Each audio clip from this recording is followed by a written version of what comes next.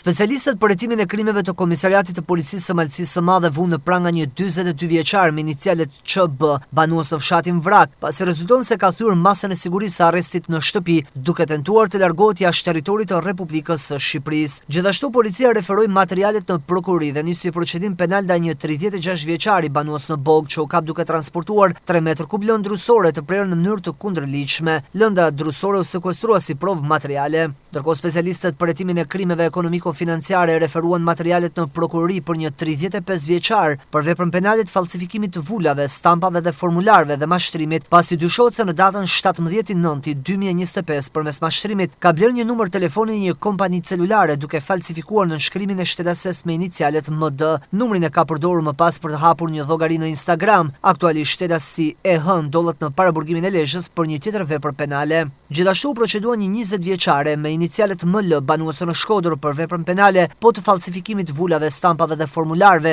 në cilësinë e operatores së kompanisë telefonike pasi ka regjistruar numrin e shitur në emër të shtetases me inicialet MD duke përdorur formularin e firmosur nga ky shtetas. Për këtë rast është bashkëpunuar edhe me stafin e një emisioni investigativ. Po ashtu specialistët e sektorit të qarkullimit rrugor referuan materialet në prokurori ku nisi procedimin në gjendje të lirë për një 77 vjeçar banues në Hotëri që u kap duke drejtuar motomjetin pa leje. Ndërkohë në datën 22 tetor, shtetasi me inicialet AP, 41 vjeç, banues në Bushat, ka kallëzuar në polici se në datën 4 tetor është larguar nga banesa bashortja e tij 35 vjeçare. Policia po punon për gjetjen e saj, ndërsa materialet i kanë kaluar prokurorisë për veprimet mëtejshme.